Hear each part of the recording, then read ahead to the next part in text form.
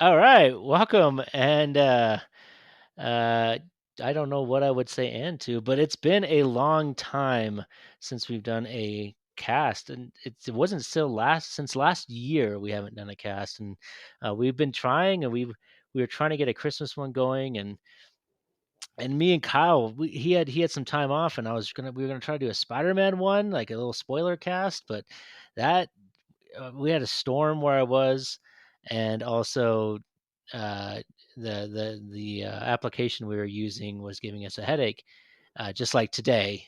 So we kind of swapped around, and we're getting things working because we really want to keep this thing going, and we enjoy doing it. And speaking about well, I'm Alan. If you don't remember me, I know it's been a while. But we also have Tomas over here. Hey, what's up, you guys? And Kyle is still busy, and so he hasn't really joined. He hasn't been able to come back yet. But fortunately for us, and we were able to get Bryan to come back and join us uh, in his absence. So how's it going, Bryan? Hello, I'm doing okay. Thank you for asking. Good. All right. I'm glad. I'm glad we all made it on here, and I'm glad we're able to get this thing going. Lots of stuff has happened, and we could just sit here talking about all the stuff we've missed, including Spider-Man. But well, I don't think we're going to get into that today.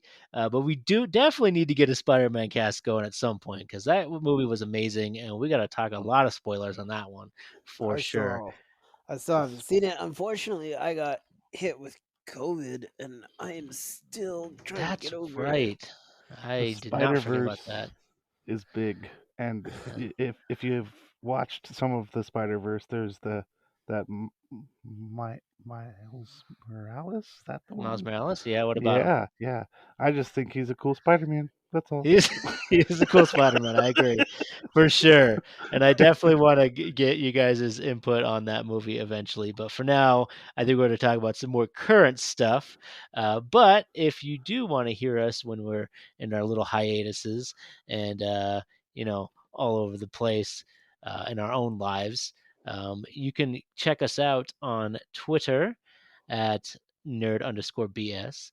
We have a Discord, so if you message me on Twitter or you message me on my Twitter at ScadMatrix uh, and ask to join our Discord, you can jump in and we can discuss all the nerdy stuff as it's happening, even when we're not doing the cast. And of course, we are on YouTube.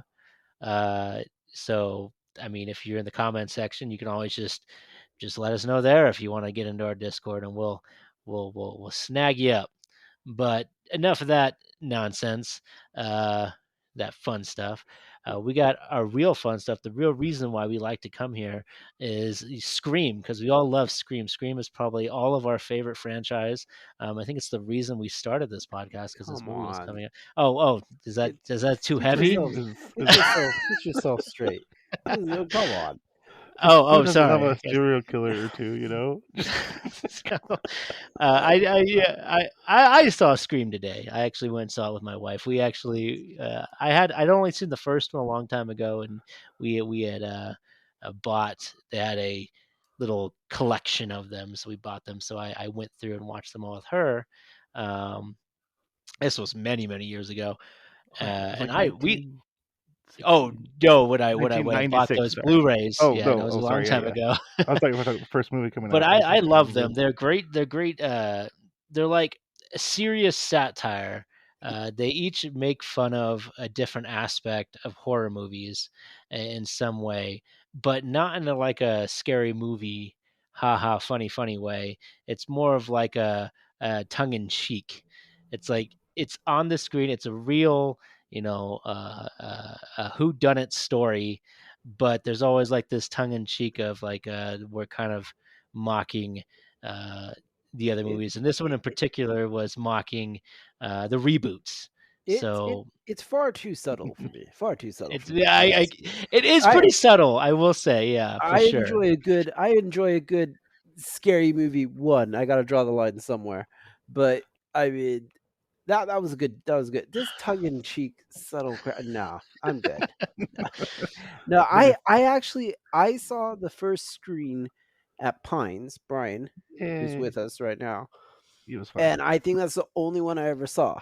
And I was like, yeah, I'm good. I don't need to see another one of these. Look, I There- rewatched the original just so I could be excited for the new one because I heard that some of the characters, like in the first one that you and Yeah, I watched, Tomas. yeah, Yeah, go it's ahead, Alan. definitely You like tell them. no, it's definitely like a reboot. Exactly, they bring back all the people. Yeah, so there's quite a few of the original cast. So the first one was a good one to watch. Go ahead, you can keep going. I was pointing that Yeah, out. no, I was excited because I was like, oh, my favorites. Yeah, They haven't aged a day. oh yeah. It's really good. If you like the old Screams, to be honest, this is probably the best Scream since probably Scream 1 or 2, because Ooh, I know they kind of got a little wacky there for a bit, but this is definitely bringing it back to form, and they really nod at a lot of the modern conveniences we have nowadays that some people would argue would make a serial killer like Ghostface obsolete, hence cell phones and things like that. right. Like even in the Uh, trailer, spoiler, but in the trailer they showed that scene, like you're talking about with the cell phones, mhm. and it has those like smartphone like smart house like locks, and it's like your alarm system is locked, and then the killer uses their smart app because they're hacking into their house, and it's like your home is unlocked, and then they're just like Uh-huh. going back and forth with this for a moment Yeah. in the trailer, and I I was like, oh my goodness. Yeah, I definitely don't want Sorry. to give anything away. There's actually a really good twist at the end. My wife said that she saw it ahead of time, but the simpleton of my brain, I didn't get it. It caught me off guard. So I Nice. won't. I don't want to spoil any of that. So I highly recommend seeing it. I've actually been seeing some of the reviews pop around, and they also agree with me. So this is another Mortal Kombat for me. This is actually seems like a majority of people have been enjoying this new reboot, so I'd check it out. But we had another trailer come out recently, and this is actually something that we've talked about a lot. I know Tomas kept bringing it up when we would bring up Marvel stuff because Disney dropped their new Moon Knight trailer. I think yesterday or was it Mhm. the day before? I think it was the day And before. yeah, I wasn't really like I kept hearing about it and I was just like, okay. Um I mean, I'm interested, but I wasn't interested enough to go out of my way to go watch the trailer. But then it popped up on my feed the other day and so I checked or today and I checked it out. Uh and it looked really interesting and I had my Mhm. family watch it today with me. And then I obviously posted the link for you guys. So, what do you guys think of this, the new Moon Knight trailer? It's pretty short, but I think it gets the point across. So, what do you guys think? Yeah, I thought it was pretty fun, and it definitely reminded me. Even though he's his own superhero, and it's in a different universe, it reminds me of the Batman in a way. Like with the whole vibe, and his costume is very. I don't know. It like reminds me of nostalgia in a way, and he's got the cape and the cowl, and then obviously you always got to love the spooky type of themed music. Yeah, I don't know. I thought Yeah, it seemed interesting. It drawed me in, and I was excited about it, definitely. especially It this does. one.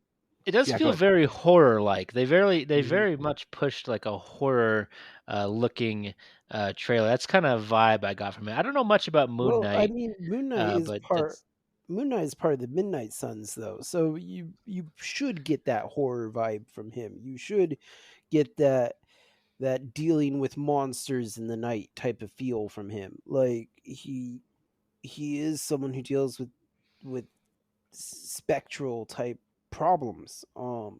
Would you say more Uh, related, almost in that sense of to like as far as superheroes go, to like Spawn then, as opposed to I Batman? mean, I would say, yeah, I've always found him to be, in my personal opinion, the white Spawn.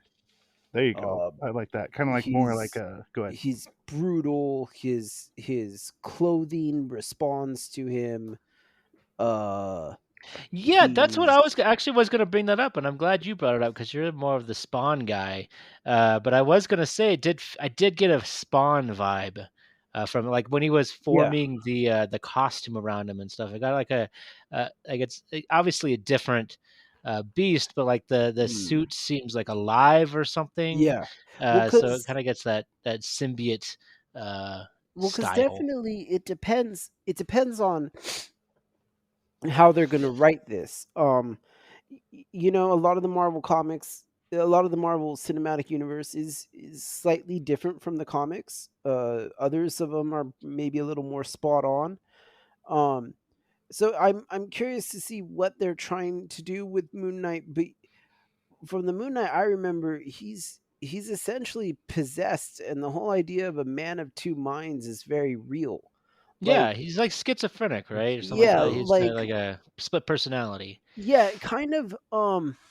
It it almost reminds me very much uh of God, what was her name in the first Suicide Squad movie, the bad one, the The bad witch. one. Uh, Oh, Uh, I don't I'm even trying know. to remember Yeah, her the name witch too, but from yeah. the the Academy Award-winning Suicide Squad. We need to make So sure. so remember how like good she place. gets possessed by like a creature or something Yeah, yeah, in yeah. that. So it's Moon Knight's very much like that, at least from the comics. He's out and about. He's looking at some, I think it's some old relics from Egypt or something in They a look like some of the museum. archaeologists. That's what I got from the Yeah, that's what I got. I don't know. and then he gets possessed by essentially the god of justice. Um and That sounds he so weird. I mean, yeah, yes, comic book's gonna comic book, but it's like God of Justice has yeah. made you be Well, the give Egyptian god justice. of I don't justice, know. though, too, because it's a very Ankh type thing. Like, Yeah, yeah, yeah. so, but yeah, and then he so in the comics he doesn't know what he's doing by night, and then by Mhm. day he's just yeah, this guy that has no idea. Like, oh yeah, Moon Knight's a crazy Yeah. guy, They you kinda know? got that, yeah, when he was, like, Kind of like holding when that. he was driving the car and he just, like, Hmm. pops in with the gun.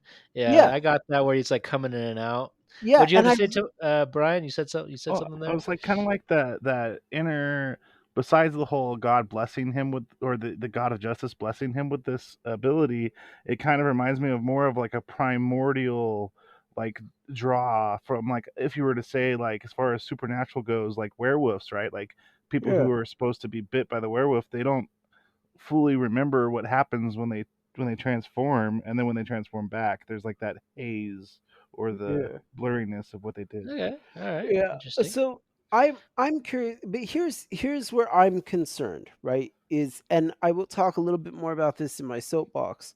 Is I understand that Disney is family oriented. That makes perfect sense to me. It's a family oriented Yeah, company. speaking about family oriented, they did I do remember there was like news before this came out where they were like promoting the fact that this is going to be their darkest Yeah. Marvel show. Yeah. So people were like thinking that maybe this might be their stepping stone towards potentially bringing the Daredevil and stuff Hmm. universe to the MCU. Yeah.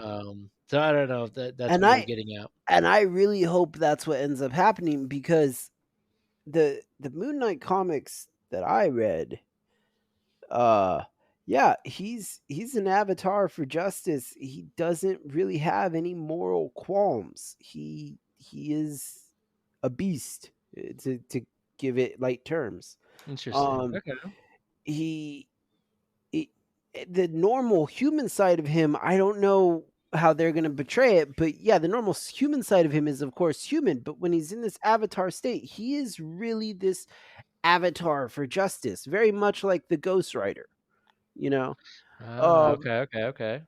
so I really hope that they kind of flex their darker muscle, because I'm excited to see what the cinematic universe will do with Blade, with Ghost Rider, Hmm. with a lot of these more darker Yeah, heroes. they did give the Like, green. Supposedly, they gave the green light with Deadpool on being the third rated. I mean, third rated R mhm, film. yeah, So that shows that they're at least willing to mhm, attempt the more adult MCU stuff, which yeah. is good, which is a So good Dipping yeah, thing. toes. But yeah, man, if they do this right, this could definitely be one of those kind of Iron Man moments where Marvel finally takes a step and you sit back and go, "Wow, they can do this." Yeah, they Like found the niche. I I agree with what you're really, saying. because one thing that's gotten kind of annoying to me is it's very true that Marvel follows a plan. You know, Yeah, Act 1 this, Act 2 this, Act 3 this, and Act 4 the big finale fight, you know.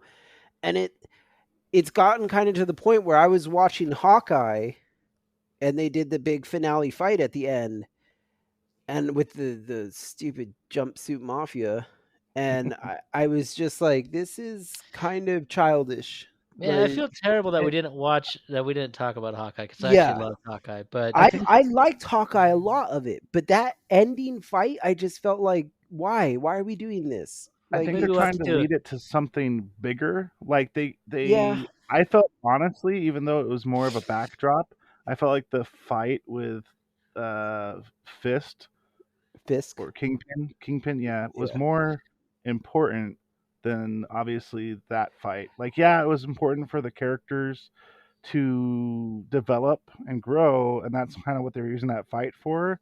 But I don't know. That's my That was opinion because I feel like. little Go ahead, sorry. a little spoilery there, but we definitely need to have an Sorry. episode on That was Hawkeye a for little, sure. little Yeah, bit. Honestly, we but should, and we should be spoilery about it. yeah, It's been out for a while, so I don't really care. Sorry if that spoiled whoever was watching. but Watch I mean, Hawkeye. It's way more than that. But anyways, but what I mean to say is, and don't get me wrong, I liked Hawkeye. I thought it was fun. I had a good time with it. Um, but there's a point in my mind where I'm like, yeah, but this can't be every Marvel movie. We need to start going down some other paths here. Like, you know what I yeah, mean? for Um, sure. Well, so I'm hoping Moon Knight does that. yeah, we definitely need to have a. I'm serious about that. We definitely need to have a Hawkeye episode. Yeah, We got a whole list we that got would to be get at. fun. That would be Hopefully, fun. we can get some sort of patterning again and get some more content out because I would love to talk about more of this stuff. I feel like we missed so much. We But did. anyways, There's we also got to cut off of Turtles. our. Well, Turtles. What? I don't even know about turtles. So now I got to figure Eternals. that out. Oh, Eternals. Eternals. Eternals. Yeah, I Yeah. just saw that on Disney Eternals. Plus, and I have not watched it either. I've been meaning to sit down and watch it because it just came on Disney Plus. Mhm. But we're getting away from Marvel. I know Yeah. it's sticky. Yeah. We get stuck in Yeah. Marvel very easily. Yeah. We're moving to Star Wars, which is another one we get stuck in. But here we got. I wanted to throw this one on there because I just caught up, except for the current episode. We are not talking Uh-huh. about the episode that launched that came out on the 19th, but we will spoil anything before that. So the Yes. first 3 episodes only, not the current one. So do not worry if you haven't watched the most recent one because we haven't either. But we want to talk about Book of Boba. I know Tomas kept texting me about it. Even Bryan was texting me about it Yeah. because I'm a big Star Wars person. I actually hadn't watched it until about a week ago until I finally just sat there and caught up. So, well, I'll let you guys go first because you guys were the ones that were digging in before me. Why So whoever don't wants to go first, go for Why it. don't you take it away, Pine? You can That's start right. with that. Bryan is Fair the enough. Boba Fett. He I is the Boba Fett Yeah, guy. he's He the loves Boba I Boba Fett thought it Fett. was king. funny He because said when Mandalore came out, you and I were talking about that. Go ahead. You go ahead. Oh no, Finish I up was your gonna train of say, thought. I was gonna say that you were a big Boba Fett guy, even when he was just a guy who got his butt kicked by a blind, sick smuggler on accident. That's Uh, true. Well, even then, Good old we know now that Han has a little Han. force in him, He does. so Yeah, he does. maybe You know, you know. but Brian was still fighting the good Boba fight at those points. All OG right, so Brian, OG so Yeah, fan. Yes. take it what are you away. thinking about? We finally getting some real Boba. I I know we've had Legends Boba Fett stuff, but this is like real loved. Boba The Fett stuff now. canon, Yeah, the Yeah, I canon this is loved Boba. it. Because that going back to that canon, because they made like Alan was saying, they made all that old stuff legend, and now the new canon is here. And there was a book that mentions his armor, and this is what I love about their canon. And there's a book that mentions the armor being in a sandcrawler, and one of the other characters comes across it, and they're like, "What's this Mandalorian armor doing here? It's all beat up," and and it's like, oh. interesting, because in the live action they kind of show you how the armor gets beat up, like you guys were talking about the spoilers, because he does fall in the Sarlacc pit and the armor gets beat up, but it doesn't get destroyed. Like it gets damaged. That's it happens, but he manages to survive it through that and crawls his way out, and then that's when the sandcrawlers there. And what is our favorite thing for the sandcrawlers is the Jawas. So of course, you know, they do their thing and they start looting poor old Boba Fett.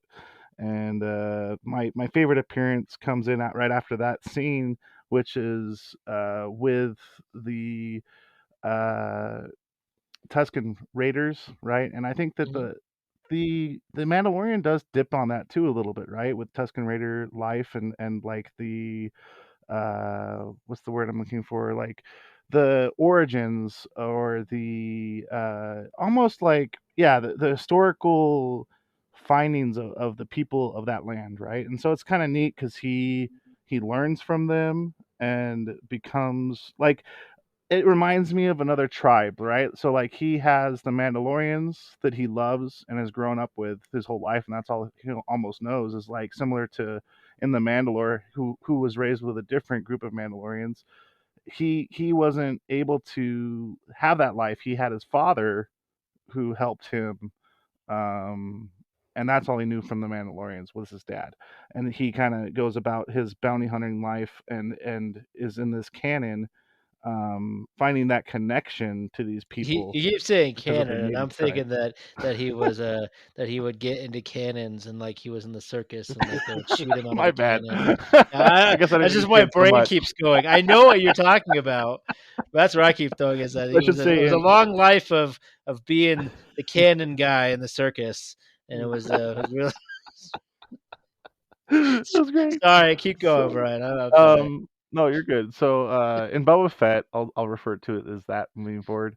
So, in Boba Fett, he makes this connection, and he is able to help learn from them. And one of the things I liked was that what during the trials of him understanding their ways, he has to go on like a quest, and they're like, hey, we have this creature that's going to help you go on this quest, and they they present the uh lizard, and the lizard does some fun stuff and helps him with his journey. And I just thought that part was great, that Yeah. part of the Okay. episode. And then moving forward, like as he's helping the them move forward to through to like the next episodes. One of the other favorite things that I kind of wanted to just kind of mention, besides there's so much, but I'll just highlight the the speeder bikes later on that they use in the city, on Tatooine, reminiscent of my childhood. And they had those. It's like 80s style or even earlier, like 70s style of like that sparkly paint job, Ugh. and it had like the green and Yeah, I know the yellow. mopeds. And Yeah, yes, you're the not mopeds. you're not winning any battles here No, right now. I Yeah, did not like those because I mopeds. I heard it did. got some Yeah, dude, flack it because was the like racing was not I the saw this. bestest. I saw a great meme. I saw a great meme that had those bikes, and it was like, "Hey, has anyone seen the new Disney Power Rangers I show?" just And I was couldn't like, believe exactly." I just couldn't believe that they did it. It felt so out of Yeah, place, those right. mopeds. I was like, Like, The give them other, "What yeah, is speeders. Give happening?" them because speeders. they had real good speeders in episode 1 and 2, so they had to trick you and give you these other Oh ones. my word! Give you these like All right, we've let Brian. He loves the speeders. But no, I'm just kidding. But You're good. let's get Tomas in here for a minute. I know Yeah. he was the one raving at me too. So Tomas, yeah. you seem to be pretty excited when you were watching this as I well. Okay, so let me just make something clear here because I always tend to lean on the bad side of things. I liked and I have liked Boba Fett's show so far. I did think the speeders were ridiculous and I thought that Power Ranger meme about them was the best. But but You have to post uh, that one. I haven't I, seen that one. yeah, I'll show it to you. But it was but I have liked it. I have maybe been maybe I'm lucky because I have never really looked into Boba Fett or read any of the old books or anything. So I don't have quite the same expectations as maybe some other people do and stuff like that. But I will say that the few things that bother me about it are, like, for example, Boba is kind of a softy for being Yeah, this I got that. supposed mercenary bad boy. He's kind of a softy. And it surprised me multiple times, especially because it feels like Disney wasn't it wasn't like Disney was going to shy away from it. It just feels like they wanted Boba to be nice because his robot is completely mental. His robot is evil. Yeah, because it's the Like, torture droid from Jabba's palace. yeah, Yeah, It's the one who's like torturing the droids, which goes into a weird darker side of Star yeah. Wars that they're making droids feel pain, which is yeah. just seems sick at So some you point. see what I mean? Like, it feels like they could have made Boba a little more grit, but they kind of softened him. And I don't know if I like that. Yeah, But, like, go ahead. no, I agree with you, and I felt like what did he do? Like he never really fought anyone like I well. know. And he walks into a Every time room he and fought, people he's just always running freeze. away or having somebody else fight for him. Like the Yeah. only time that he even gets like any decent fighting is like when he takes down that lizard, and really all he does is pull a Princess Leia on him. That's about it. So I just don't like. He's supposed to be this like bad A guy, but he's like Yeah. he has everybody. He has to have all these people do his fights for him. Is what I was getting Hmm. at. I don't know. Did you notice that, Brian? Because I know you were I like promoting for him, but Yeah, I well, I just mean, don't. even in that speeder bike chase, right? Like I guess he's the one who like captures the villain, but he definitely, I think he's at that mentality where he's like, I'm gonna have my minions do my work for me Yeah, instead of getting and his that's hands another dirty. thing. It's like It's interesting. why does he Good. want to be a mob boss all of a sudden? What is Yeah. going? That was like such a weird thing. That like is it because he can't be a merc anymore? So he's like, well, Jabba didn't do much, so Well, here's maybe it's a good idea. here's my thinking on it. Get the Here's my money and thinking on wealth. it because here's what doesn't make sense about it to me. If you were going to go from being a merc to being a crime boss, it would it would make sense to me that you would understand how crime bossing works. But Boba seems to be Yeah, needed he's to like be coached learning. through this. Yeah. And it's kind of like, why did you choose this profession if you have no idea what you're doing? And Like, Yeah, it the was one really weird. he did, I guess he did teach the sand people how to fight, but he also fought mhm, alongside them. And I think mhm. that's actually probably one of the better fight scenes so far is when they go to take that heist on the train, you know? Yeah, Mhm. I will say And the trailer was better, but I just didn't really Yeah. I don't remember him doing a whole lot. I remember the Sand People doing a lot. But if I could be honest with yeah, he you, takes I a back was seat. more I Go ahead. if I could Yeah. be honest with you, I was more interested in that one sand person that kept showing him the ropes than I was in him. I was like, "Who's Yeah, that sand person that's so I badass?" I will with the Like, say red that is mask and yeah, go ahead. yeah. this is one thing I really liked about this was the Tusken Raiders, like how they really dug in Mhm. to their lore a little bit, which I Mhm. thought was really interesting. Like we got a little taste in Mandalorian, but I think this they really pushed in more to them that they're more this And civilization.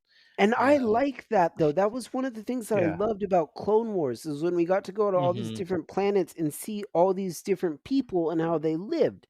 And so I'm really glad that is one thing, yeah, that I love about Boba is that we're seeing what life was really like on Tatooine. We're not seeing what it was like on Tatooine for 20 minutes. We're seeing how this world really yeah. works. Yeah, Which that's Like, nice. does kinda go to a different direction is I mean, okay, so I don't wanna get it to the end of it, yet, so we'll just keep going. Do you have anything else you guys wanna talk about this?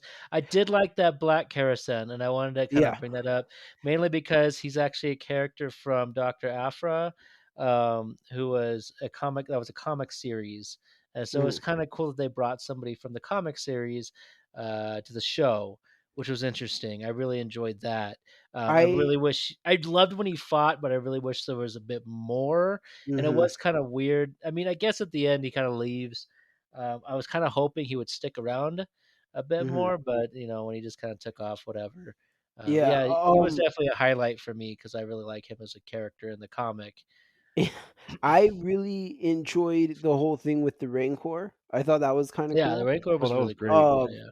I thought that was fun because once again, I don't study a lot of Star Wars stuff. I don't look into a lot of Star Wars stuff, and so I had always assumed that Rancors were what they showed me, these violent, crazy creatures, and it was kind of interesting to see like, oh no, it's very much that's how you breed them. These things hmm are actually really fun, and it was like, oh, that's cool. Uh, Yeah, which we got the Night Sisters drop, which was really cool. yeah, Yeah, that that was was nice. fun. Yeah. Yeah. So there are a lot of things that I like that it's doing, but yeah, I'm on the same boat with Allyn in that I feel like there's if he's a merc, why isn't he up front more? But if he's a mob boss, why doesn't he know what he's doing? Um, Right. Also, And I He's there's definitely trying to something, find his way, I guess, is maybe what they're yeah, really pushing with. even and yeah. also it's something that I will bring up in my soapbox. But the combat in it, although fun, is just that to me. It's fun. It's hmm not combat. We'll have It's to talk like, about that later because I, yeah, I I think we were talking about it through yeah. messages.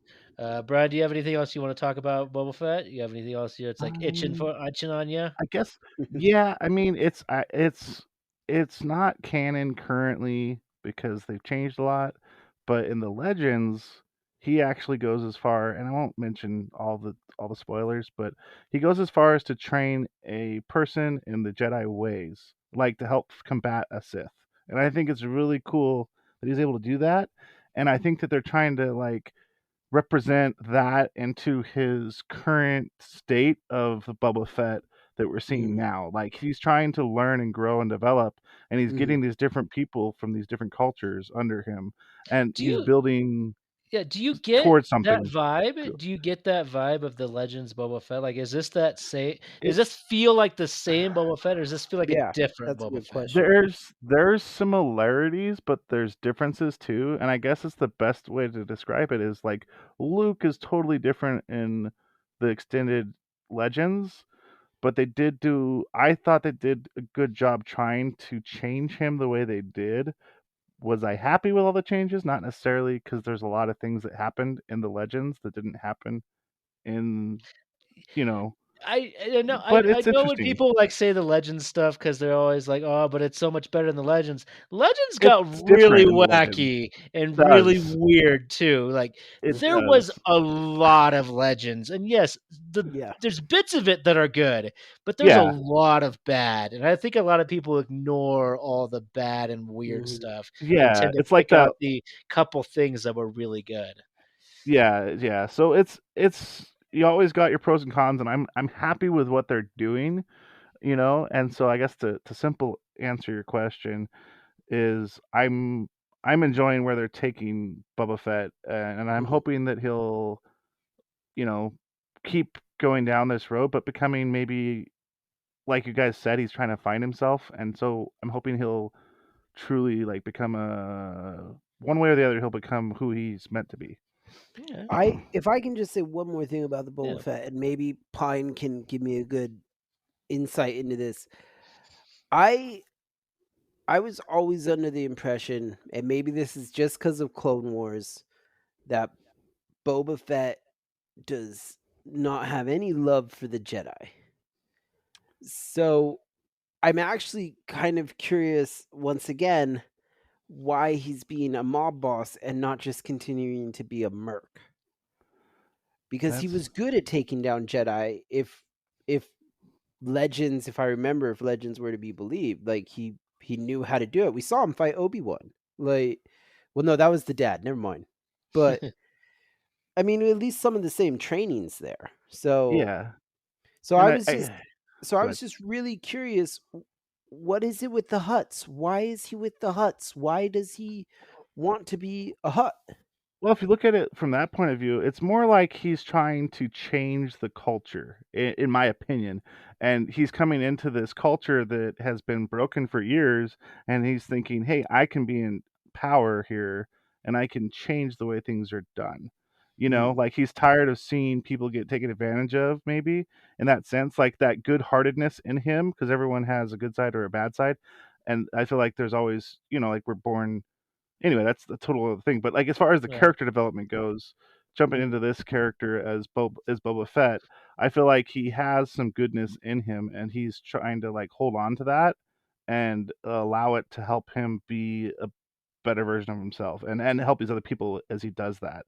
And going back to what you were saying, as far as him being a bounty hunter and going after the Jedi, yeah, I think he's got some shade against them because of what happened with his dad too. Remember going back Mhm. to that, and it's it's interesting, but I think overall he knows the difference between helping and people surpass what could be a greater threat.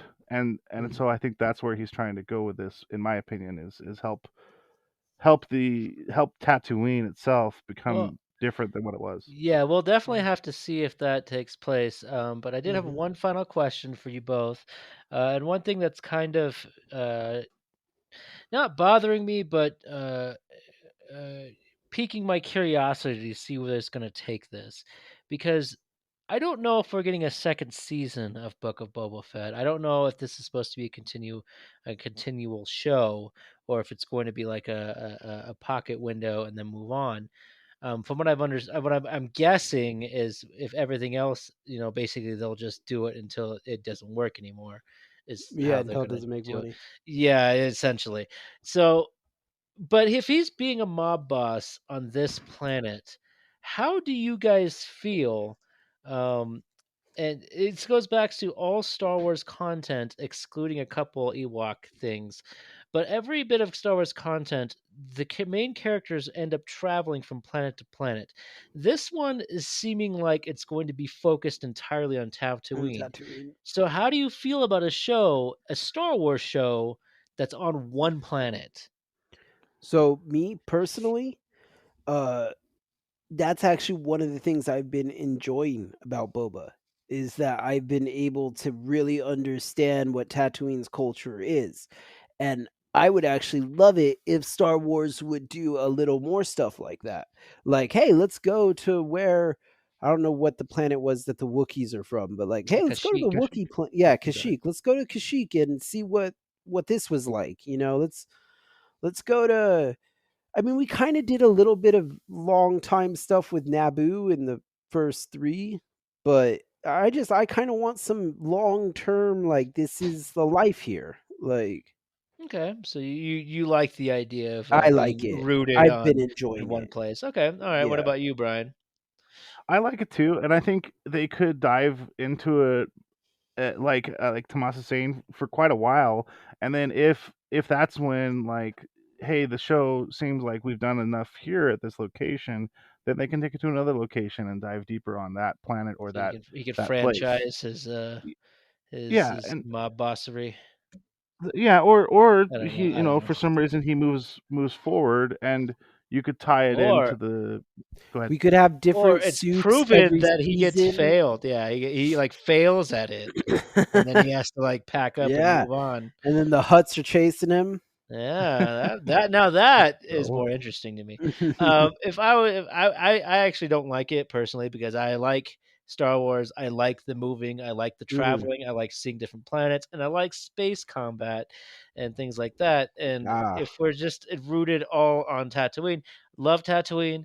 We've seen a lot of Tatooine. If this was a different planet that was like so we don't know much about it, that'd be more interesting to me. But this is Tatooine. We've seen Tatooine. I think Tatooine has made an appearance in just the majority of Star Wars films at this Yeah. point. Yeah.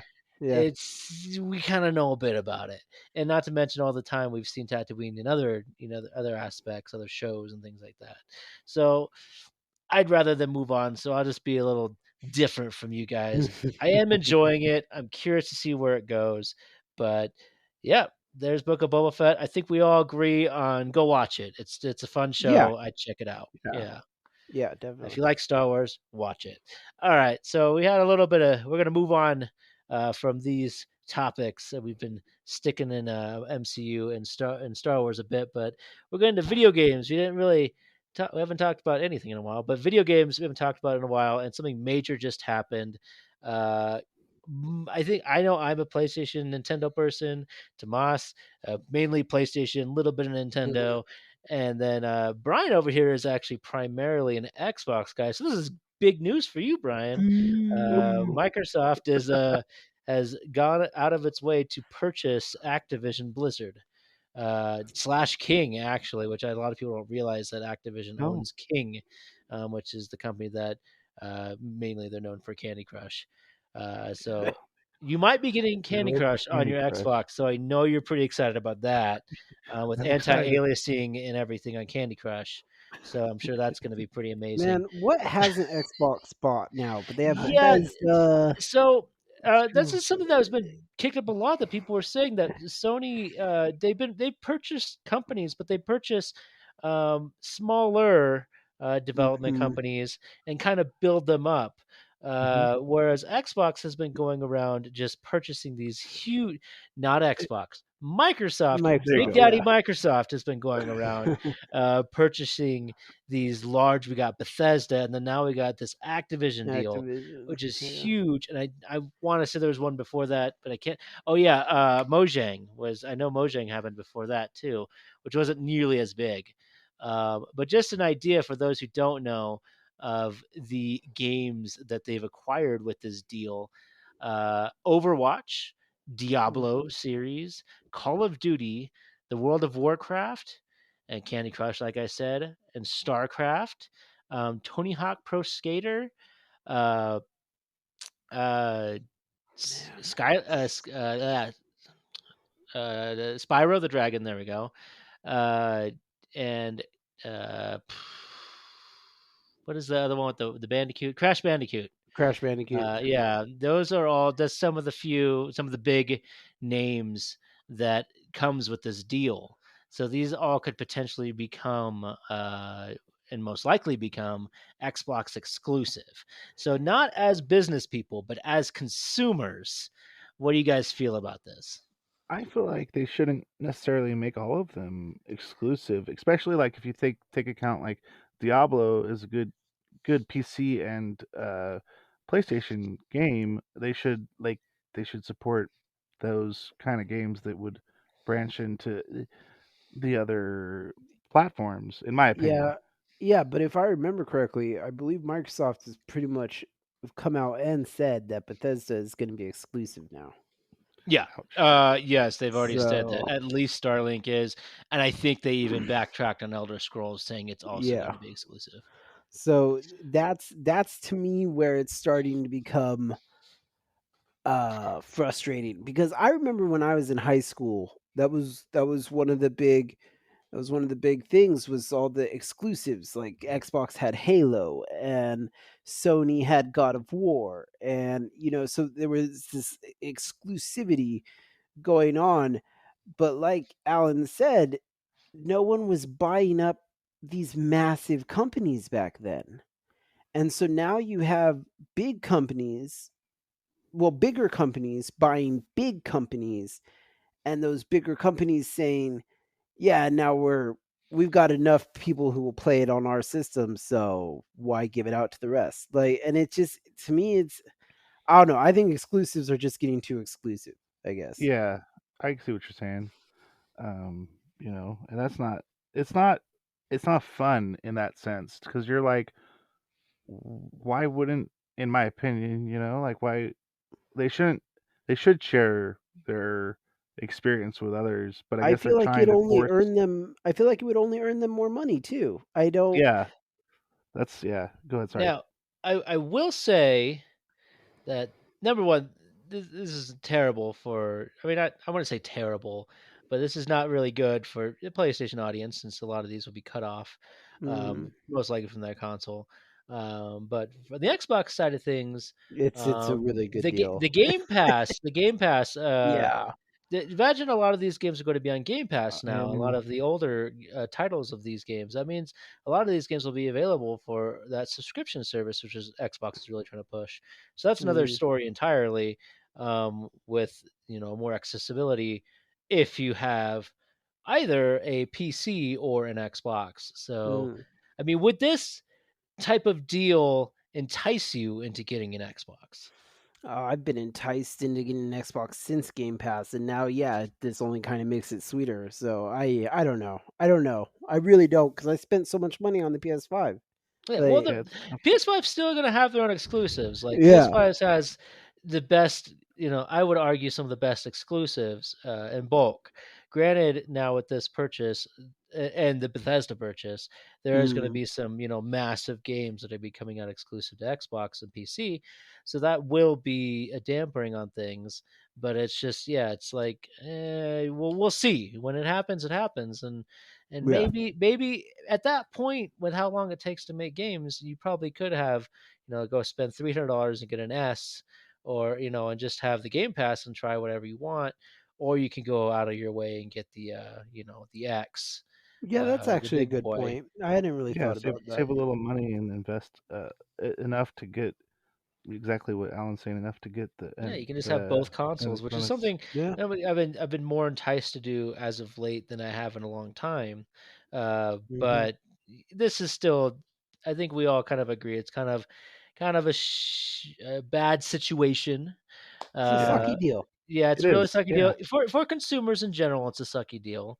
Yeah. That means less people have access to things. Just like when Marvel Avengers only PlayStation got Spider Man, I wasn't excited that we I was excited we got Spider Man, but I was not excited that we only got Spider Man. I wish Yeah. Xbox would have gotten Spider Man as well. It seemed like a really stupid thing to do. I hate when these companies force us to purchase their big boxes, but I guess I mean that's all in the name of capitalism. So, anything else you guys want to say about this before we move on? Something more exciting or there'll more? be some stuff I want to mention in my soapbox that's All related to right, this, so but well, I guess we're coming back to this and Star Wars later. So, We got to get to those soapboxes.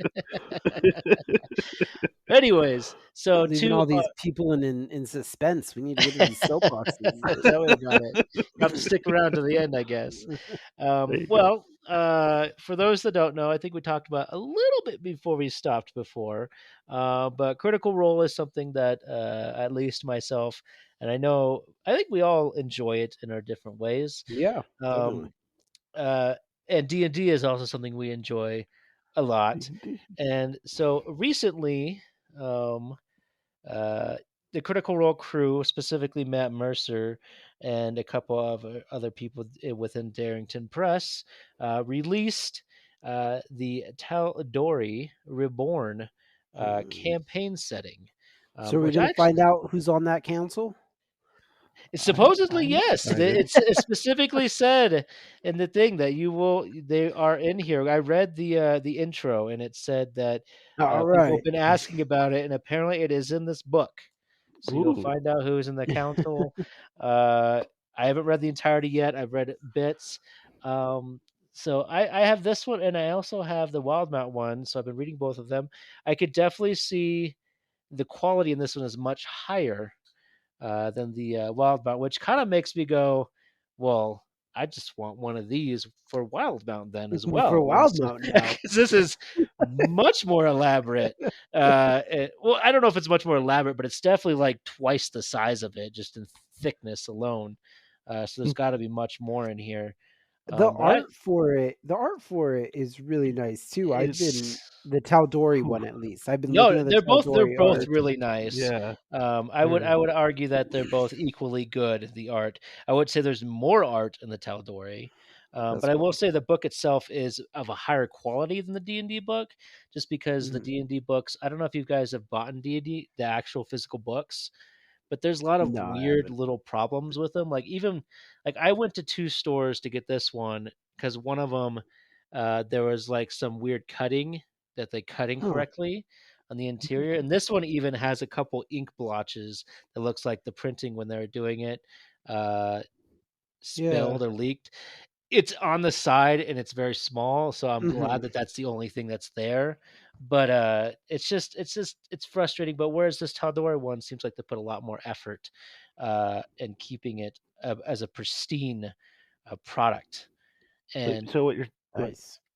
what was that, Brian? No, I was gonna say what you're saying is that the imperfections in the normally found D&D books do not add as much flavor as your nice, well kept one No, of the Tal'dorei. I like yeah, it. I I'm prefer sorry. the Tal'dorei one, the quality more. It's better. Yes, it's a Yes, better yeah. quality. It's also twice the size and the same price, so I'll give them that. Oh, hey Which now. is yeah, it's Yeah. $50. $50 is the Mhm. price of $49.99 was the MSRP. Um, I've been really digging it. I've been reading a lot. I've been reading a bit of it. I haven't got too far because it literally came out like 2 days ago, and I had the PDF. Yeah, 2 days ago I had the PDF because I gave it out as soon as I bought it, and then it came in the mail today, which is actually pretty incredible how fast it got here. Yeah. And so I've read a bit at the beginning. There is a lot of retreading because they're going over the gods and then the lore of Exandria and things, which makes sense Mhm. because they don't expect you to have both of them. Yeah, yeah. But one of the Which things I that's do, kind of nice though too, that they go like, "Hey, here's what's in the other book," kind of just to give you an idea. yeah. Like, you don't have to go buy the other book. Here's what's going on. Yeah, exactly.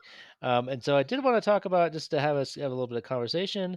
I'm trying to pull it up right here, but they do have some new archetypes in here, some class archetypes that they put in here, and I figured that was something cool we could discuss. One of the there we are. One of the coolest things that they brought in here, and I don't know if you guys would use this in your game, and I know because this is on the border of uh, this is essentially homebrew content. This is not Mhm. official D&D content anymore. Oh. Um, this is where they have the hemocraft. They're doing the hemocraft stuff in here, which is the Yeah. blood mages and the blood cleric and things of that nature. So I'm very curious about that. We have a new barbarian, the Juggernaut, which sounds like just another tank of some kind. Some of the stuff that's more interesting, like the College of Tragedy from the Bard, What which is more page like are a these darker. on? These are on. I am currently on page 165, which is where it starts Oh, okay. with Yeah, I was the classes. okay. They do have explanations of the races as well, but they are still the same races. That's just they Mhm. have a different lore because it's a different world. Yeah. So they do Nice. that. Um, and then we have the blood cleric, which is when they now when you're the blood cleric or the blood mage, you could use blood from yourself or from enemies or allies to cast your spells. So You I'm just cut your curious to see ally how in. that's going to work. Yeah. Yeah. Let me just cast a spell off your blood. Don't Yeah, worry. it's interesting. They did have a warning in here, like talk to your players before you start. Make sure nobody's like has a discomfort with blood, Mhm. because if you're going to be adding these to your game, it may cause some discomfort with the topic Mhm. at hand. But the things that really were cool to me was I'm currently finishing up. I'm under less than 30 episodes left of campaign 2, and Nice. they have the Way of the Cobalt Soul in here, which is Bo's Mhm. monk type, and they also have the Oath of the Open Sea as well in here, which is ends up being Ford's oath in there, Mhm. and then they also have the Rune Child Sorcerer, which is from the first campaign, correct? That's what I think our friend was telling me about. I believe so. Our friend played a rune child at one point, and it was actually really interesting. Oh yeah. Um, Okay. Yeah, I'm curious about it. Nice. I haven't. I guess there was a sorcerer in the first campaign that was a rune child, so uh, that piques my interest. So I'm curious. Like I know, I don't know. I feel like you guys are more open than some DMs. If I was to talk about myself about a year or 2 years ago, I would say heck no, I wouldn't allow any homebrew stuff in my content in my games.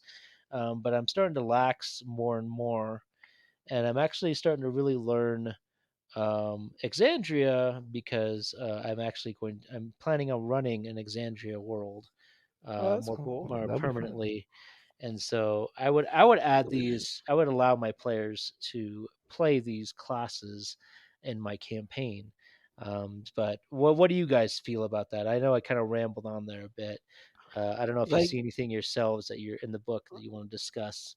me But personally, I've always been of the opinion that so I learned back in the day to be a yes DM. I always try to say yes. I always try to be like, yeah, you can do that. But the other side of that is the but. But if you want that, we got to see, how it's going to work. More often than not, I just require that my players put thought into it. Like, hey, I want to do this class, or hey, I want to do this race. For the most part, I'm actually willing to be, yeah, go ahead, do it, but give me a reason for it. Like, why? What made you do it? Like, what? Give me something to work with here. you know? So, That's me fair. personally, I always try to be a yes DM. Um, with the caveat of the but. So I would be fine with letting people in this. I can probably figure out a way to work it out, you know? So mhm. What about Yeah, you, I Brian? like What do you that. think? Yeah. I I like what Tomas said, and I like what you said, and I feel like I'm on the same side with Tomas as far as trying to.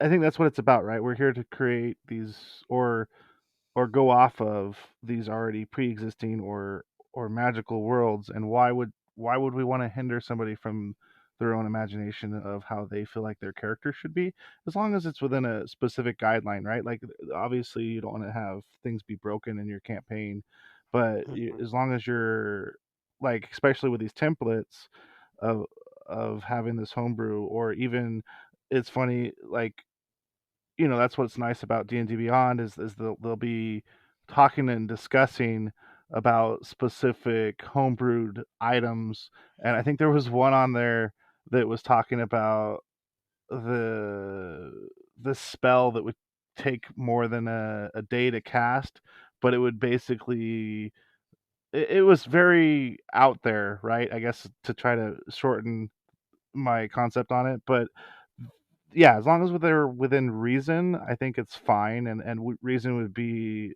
a discussion between the player and the DM, at Yeah. that point, and Okay. yeah, figuring out a good. I I You think a go ahead. lot of it for me at least personally, I think a lot of it boils down to um also the players need to be just as malleable as I need to be. So if you want something, that's fine, but realize that, maybe a couple sessions down the road, I might see what this is actually doing and go, we're going to need to change that. And then Yeah. you need to be willing to work with me on that. Of course. Of course. Uh, Adaptability. That's So, fair. yeah. So I think that as well as being a yes DM, a little bit comes down to the players too. Are you willing to work with your DM and be like, And yeah, okay, I can take that, and I used to be, yeah, I definitely, like I said, like I said 2 years ago, I used to be definitely more hard on raw only, but Mhm. uh, some of these new classes, Are fun. archetypes are not only fun but powerful. Like Yes. they've Yes. really like started pushing the limit on their power, and it's come like there are some of the older ones that still hold the test of time, but some of these newer ones that come out, they really put some of the ones that are a little weaker, and they push it down a little bit more because there's so much potential with some of the newer classes. Or what they do is they try something that I found recently is, and I don't know if this is true actually, I should check it up completely, but I have heard that they changed kobolds recently to no longer have pack tactics. Um Interesting. I have not seen that yet, but but I mean it's they possible. also no longer have sunlight sensitivity. Oh, okay. So there's a pro and con.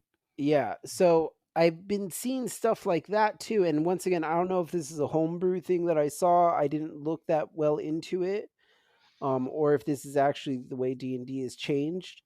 But it, it just goes to show me that even the people that created this game 3-4 years down the road go, that's gotten over. That's out of Uh, control. According to D&D Beyond, they still have both of They still those. have it. They still have it. So maybe a homebrew, but it also So could have been maybe a it was a leak. homebrew thing. It could have been a leak from this new book, which I wanted to tuck on. I didn't put it on the outline. I'm just gonna briefly talk about it because it was just announced, Hmm. which is the Morden Kanan Monsters of the Multiverse. Oh wow, Which is Exciting. I posted it in our role playing chat, and I should have posted it in I've got our to check our that out. BS one as well. But it's not coming out till May Okay. 17th. But it includes 30. Yes, you heard me. 30 playable races. This is the first Wow. book that has that many. Not only Like that, 30 on top of what they already 30 have? playable races. That's what it says. On top Um, of what they already have. So like, that's what it says right here. I'm sorry, it's just blowing my mind. Yeah, I I have to know keep that's a asking. lot for one book. Yeah, 30 playable races is a That's lot for one intense. book. It also Yeah, contains 250 monsters, which is pretty incredible. that's Uh, cool. but from what our friend was talking to me about, she brought up a point where apparently there was a leak about monsters in the multiverse, and a lot of those 30 races are actually redos of previous races, like Ah, updated versions. So okay. so when you say that, that might be something that's in That might there. be the yeah. Yeah, All that might right. be So a part of couple it. So who couple knows? We don't know races. yet because I didn't look up the leak. You could probably find it. Hmm. I didn't look it up, but that's just something I heard. Yeah.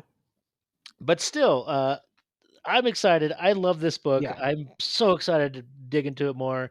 I'm mainly going to read the PDF version because I don't do good at these heavy books. They're so freaking heavy to Mhm. hold and read. They look beautiful, but Yeah. it's just so much easier to read on my tablet, and they I'll will look beautiful on my my mantle. But I'll that's about it. be I'll, I'll be super honest with you with the whole second season of Critical Role. I really like two classes a lot in D&D, and that's Barbarian and Monk. Right. And I really like the Cobalt Soul Monk. I haven't looked at the new Barbarian, but I have that Cobalt Soul Monk. Just listening to it when it was being used, it was like, Yeah, oh, this is it's fun. very unique. It was definitely a class you could tell was custom. Like I knew Hmm. you could tell it's custom pretty quick because I was like, monks aren't that good. You're really helping them. I have nothing against monks, but they are lacking. I have always Yeah. felt that they are kind of lacking. But he did boost that monk up quite a bit, where she felt a Hmm. little bit more powerful. So I think there that's good. was So yeah, even like I midway hope you like it. through Yeah.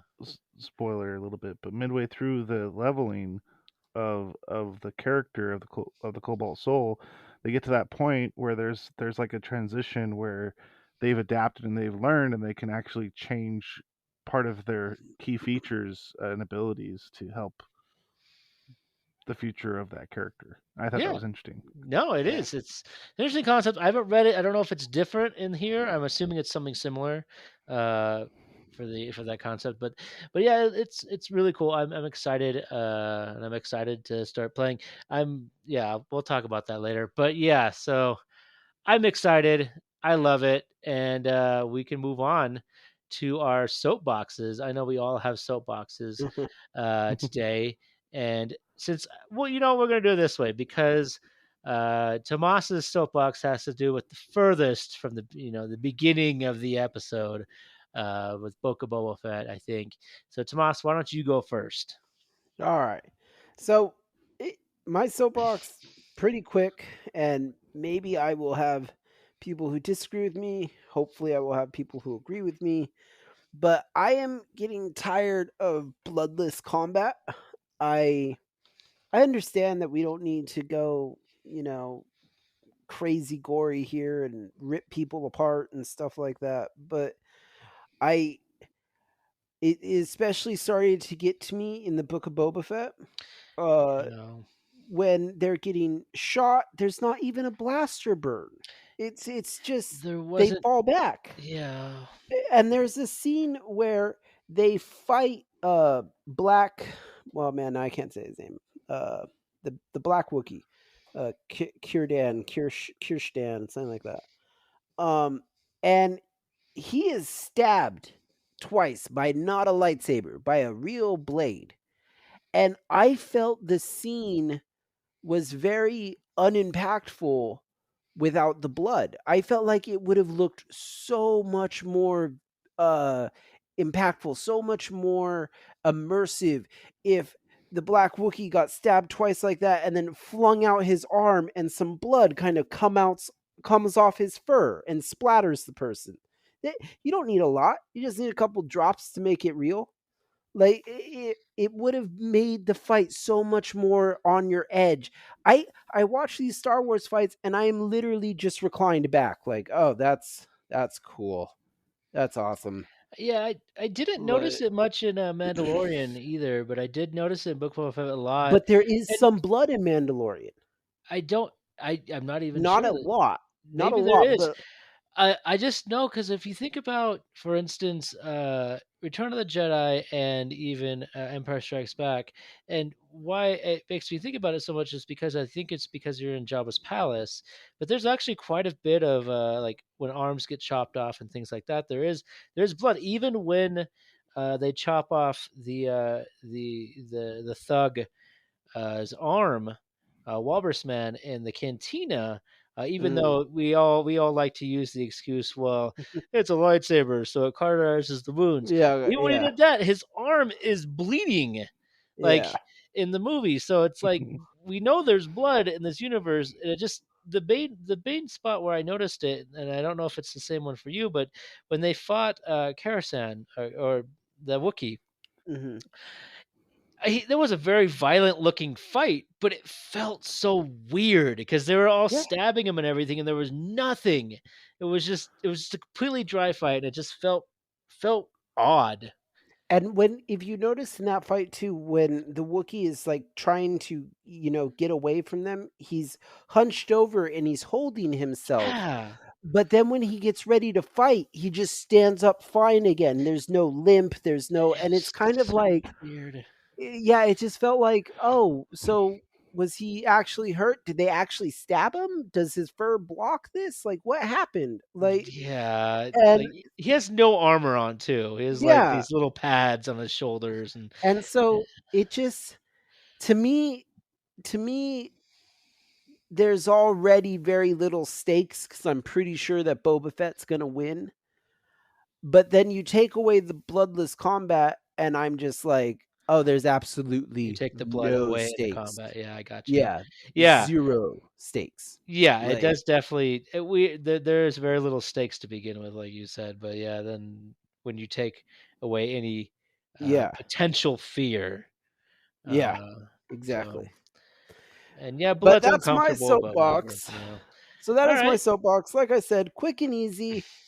I hope Disney kind of yeah, fixes they that up. seem to be And I very did just look it careful. up. You were right about Mandalorian. I thought there was some blood in it, but you were right. There was no blood. So I my don't bad. remember any, but I feel like they hid it better. Like maybe they Hmm. hid the necessity for it better in Maybe, yeah. Mandalorian, because I never noticed it like I did in that fight with the Wookiee. Like It's true. it It's felt more, weird. Yeah, yeah. Go ahead. it felt no, you're right. It felt empty. It felt Yeah, passionless. Like, yeah. All right. Well, that I agree with you, and I really hope Disney can get a pair of balls and start doing a little bit more E- more Even mature if it's, stuff. yeah, Uh, even if it's just the same as like the original yeah, they didn't go Episode 4, A New crazy in Hope. the original You yeah, Star know, Wars. yeah. Yeah, yeah, they still had it, but it just was never nuts. It was like little bits, yeah, um, for sure. But Brian, I think you had it. We're gonna go with you next because you had something that has to do with the topic in video games. So, what yeah. did you want to bring up, buddy? Well, I mean, maybe it's not that big of a deal, but I guess, for instance, I'm not a big fan of microtransactions, to be honest. And playing Halo, love it, but I was kind of heartbroken Have you because been like playing the new everything, Halo? The new Yeah, one? yeah, Halo Okay, okay, Infinite, okay. All Infinite. right. Yeah, yeah, yeah. And I'm enjoying it. And one of the things I saw once this transaction went through with the transaction of Microsoft buying Activision and the other big companies, there was like a news feed that was talking about one of the characters' skins from their game might be coming to Halo Infinite very soon, and I was like, why would you like? I don't know. I feel like it takes away the immersion. Like certain Yeah. games, like Fortnite, okay, that's cool because you can have like all the characters and all the different games are there to play and enjoy. But yeah, but like Halo is like a one universe thing in my opinion, and that's No, about it. Yeah, Brian, we've what? never we've never had Multiverses any, make money. but we've never had a multiverse with Halo. Halo I was a know. universe. Yeah, Well, yeah. I guess the only thing that So I would say is it, different about this though is it's like it's a free to play game, correct? yeah, because if you have the game multiplayer is free to play. If you have the Game Pass, you get to play the campaign, right? So yeah, it's free to play all across the board if you're a Game Yeah, so Pass that's what holder. we're at. That's Um, cool. That is and cool though. so Mm, yeah, yeah, which I It's like, and I guess it's that's where they're this trying to get yeah, a it's the little bit of extra money sacrifice, is unfortunately. Hmm. yeah, But that sucks. I agree. I totally agree. Like Fortnite, I played that a lot. I didn't play this last season, but I do have a lot of fun with it, and it is kind of cool where you have like the Super Smash Brothers effect, where like everybody's there. Yeah. So it's yeah, kind of cool. But yeah, with Halo, I completely understand. It would feel weird to to to pull from out of that universe because that You is a see very like Star big Fox running universe. by. Yeah, stuff like that. Uh, that'd be great, but different. Just Uh, yeah, it does not seem in the weird. Halo And universe, but actually, that was one it of would the be fun to see Star Fox. yeah, one of the things was thinking about getting an Xbox for was that Halo Infinite because I've heard really good things yeah. about it. I Uh, Yeah, that it's a is that great game. is I'm enjoying it. I just that was is good. yeah, Halo Infinite has definitely been one of the ones that has made me go like, I might want this. But and what I haven't really had an interest to play Halo since I always say this like the last one I even purchased was Reach. oh It really? And and it I does didn't even play feel it very much. I played like a little bit of it and I gave up. I was bored. it's enjoyable, but it does feel a little different. Obviously, they did for the campaign and stuff. They did change it up a little bit, and I guess the best way to try to compare, it kind of reminds me of Halo 3 ODST, where if you guys Mhm. ever played it, you get to Yeah, kind of like go around that was the last and one I beat. I think. get the ODST. missions I like ODST. That was like in the like open sandbox. Like yeah, it yeah. was Yeah, fun. It was fun. it was fun. So I think the only reason I remember getting it is because it was back when we did LAN parties, and I think I got it Mm. because we were like we had a couple of us together. I don't remember who it was, but it was four people, and we're like, all right, we're all gonna get it. We're all going to this guy's house, and we're all landing. We're just gonna co-op the entire game. I was like, that sounds awesome, and it was. It was great. But anyways, yes, Halo's cool. The only reason to buy an Xbox, well, except for Activision and Bethesda and all the Well things now. now. Eventually, they'll buy Nintendo. But oh no. God, I hope not. That would be And then they hell. really will have Star Fox and Halo. Yeah, Yeah. and you put Star Fox in there, and Tomas just not. I always call him Nosferatu. What is? That's not what I was gonna say. I don't remember what I'm thinking. The guy who can. You know what I'm Who, talking who about. the who are you guy thinking about? Nostradamus. Oh, Nostradamus. okay. There you go. Nostradamus, Nosferatu, same thing. Same It Same thing. sounds so thing. similar. Uh, Both immortal in their own right. Yeah. anyways, I was gonna do a small one on world building, and the reason I was bringing this up is recently I was starting to make world building in D&D specifically.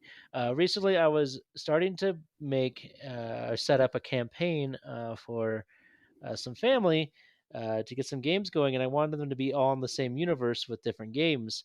And I was starting to build my own world or universe as is, but it became so daunting.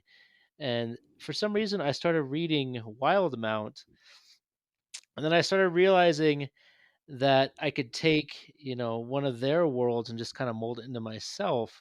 So I've been really working on like learning enough of the information and then turning that world into my own Exandria in a way. And just basically whenever I would DM, I would just run off of, my Exandria, Hmm. which is something that I don't see a lot of people doing. And then I realized that the game you guys play on Friday is essentially the same thing, but with the Forgotten Realms, which I thought was Yes. really cool. Which I didn't know that, and I was like, because that was the one I was thinking about originally was doing Forgotten Realms. So Forgotten Realms is a mess, and it Yes. is really A lot hard to going like on really there. learn it. Whereas this is like there's two books now. There Yeah. was one others, but this is technically like a remake of that book. So there's only Nice. two books now. So all the information, and there's still two more continents coming. So Okay. eventually, and probably more, but still. So I feel like it's manageable. So I'm Yeah. excited about Yeah. doing that. But the reason I even brought this up because I know both of you have gone to the difficult task for different reasons. I know Tomas, his is kind of turned into more than just a D&D setting or a role-playing setting. Yep. Whereas Bryan, I know you have a world too, but I think you're still fleshing yours out. So Yes, sir. I guess I don't know who wants to go first about building one or about thinking why you prefer it. Why do you prefer to have your own world versus utilize somebody else's? I can give you a real quick, easy answer for mine because I I am not good with rules.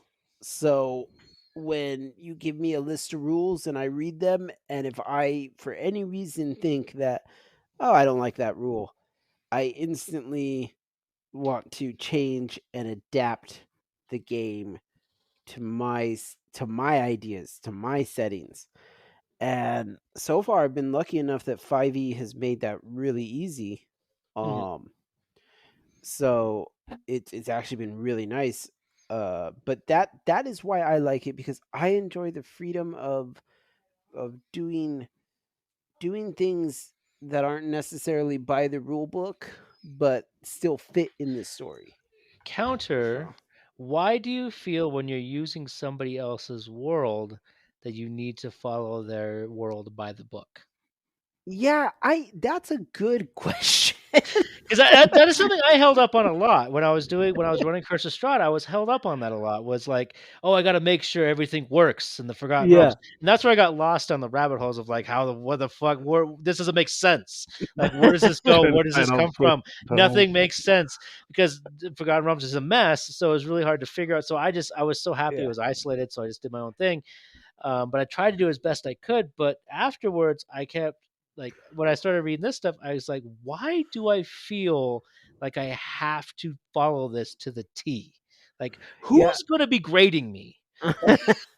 I think it's cuz like for me personally, I started building my world some, I don't know, 15 odd years ago. Yeah, yeah, of So course. I've been building it for a very long time. But the main reason I built it is, like I told you, Alan, I for some reason I saw that there were rules and I was like, okay, I got to follow these by the letter. And just like you were saying, I started following them by the letter and realizing, well, this doesn't make any sense. Yeah, Like, and so I started tweaking it to fit what I wanted, and it just kind of snowballed out of there. But that's a good question. I don't know what, because you're right. No one's grading you unless you have a weird relationship with your players. yeah. But At the end of the day, that's what like that's something Matthew Mercer kept saying is like he kept talking about how he enjoys hearing how people are changing his world. In their own games. And so that's why it kind of made me start thinking about it more and more. And that's where I started like you, because I would do the same thing. I would try to make sure I'd follow. I want to know everything about this. So that way, if I get a situation where somebody asks a question, I know the right answer from the yeah, lore, what will be the appropriate thing. Because if I'm making my own world, I can just make it up. And then exactly. that's just the new lore. Whereas you can still do that in these Yeah, worlds. So but you don't think that for some reason, yeah, because no, I for get some it. Yeah. reason you go like, "Oh, the lore's already made for me." Yeah, I should use what they did because I gotta do what they did because reasons. Exactly. I don't know why.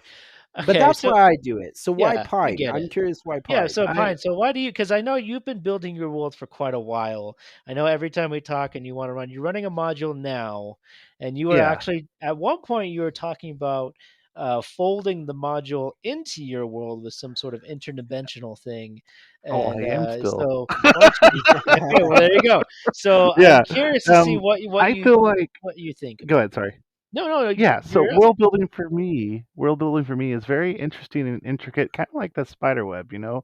And so, or like back in school, you make thought, those little thought spider webs. You know what I mean? That Uh-huh. branch off into different ideas, and Yeah. that's kind of how I feel about it in that sense. Is that it's connected to different opportunities. And so I think that's why when we were talking originally and I was like, hey, let me mold the modular into my world, I feel like it ties into that concept of where really what my core world building premises are about, which is kind of like that of change and I guess improvement is the best two words I can think of off the top of it, the head of the top of my head, excuse me. But yeah, I'm excited about it. To me, it makes me feel like I'm able to connect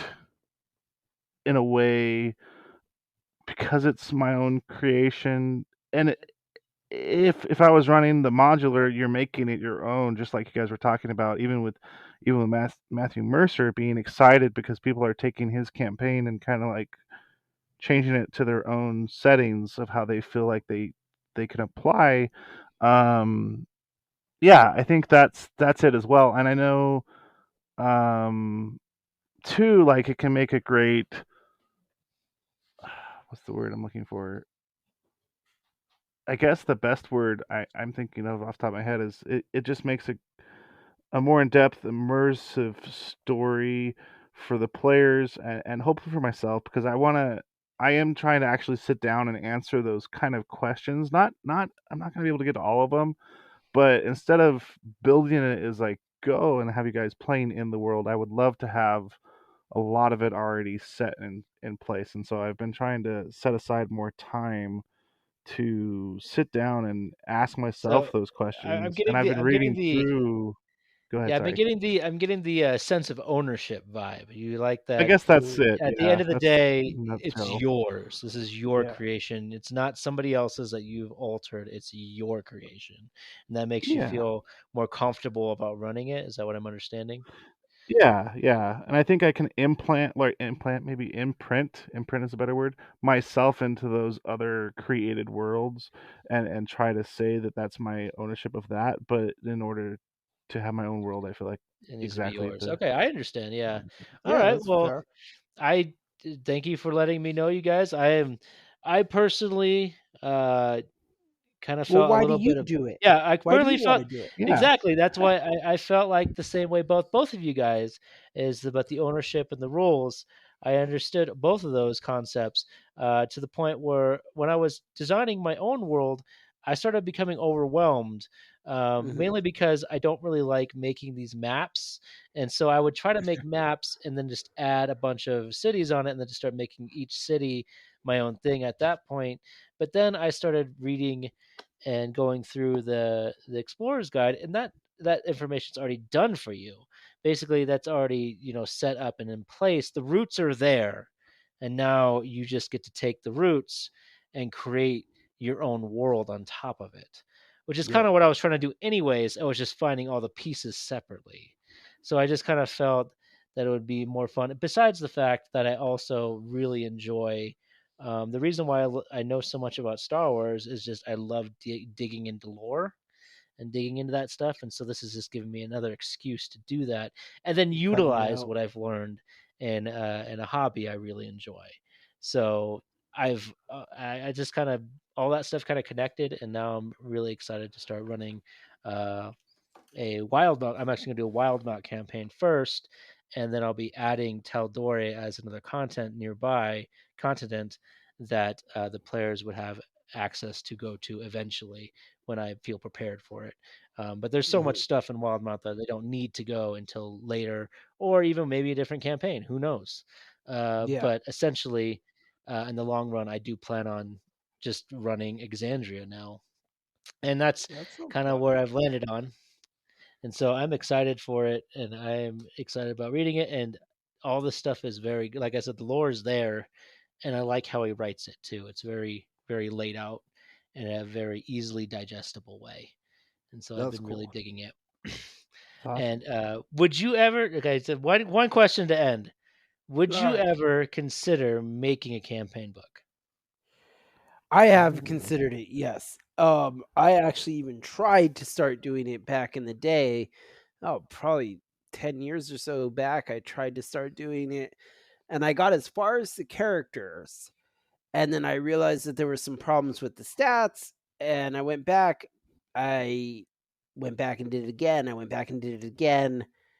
Well, It's hard. not a game, not a game mechanics like a campaign, like a Oh, basically a book with your world in it to teach somebody else about your world so they can run your world. hmm. Yeah, I would actually like to do that. That'd be fun. I don't know if I would ever be able to sit down. There's a lot that goes into Oh it. yeah, oh yeah. There's Yeah. these books are There's not done by Matt Mercer. Matt Mercer is part of Yeah. it, but there's Matt Mercer, Hannah Rose, and James J. Heck in the Tal'dorei one, and then the D&D one. I don't. There's Matt Mercer, and then obviously other people. But it doesn't say on the back of the Hmm. box back of the book as easily. But yeah, so they're teams of people that are doing this. Yeah. It's not just one person because that is a lot of work. yeah, Uh, but it's So pretty maybe if cool. I had a team, I would be more willing to do So it. you would be Yeah. interested in like setting up Yeah. your Yeah. campaign in a digestible form that other people can utilize. Uh, Yeah. I would. I would. what about you, Brian? When you with I your think world that you are not finished creating yet? I don't know if even Tomas has really finished creating his world, but I think he's far. He's really far, but I think he's still adding stuff. I could be Yeah. wrong, but Yeah. I don't think I you're ever actually just completed. I don't think Matt Mercer's done. I think he's yeah. I yeah, think he's you still just adding, I'm start sure. hammering things up out over and over again. You're just like, oh wait, what if I did this now? yeah. Yeah, But so Brian, yeah, would you I be think I'm interested in along doing that?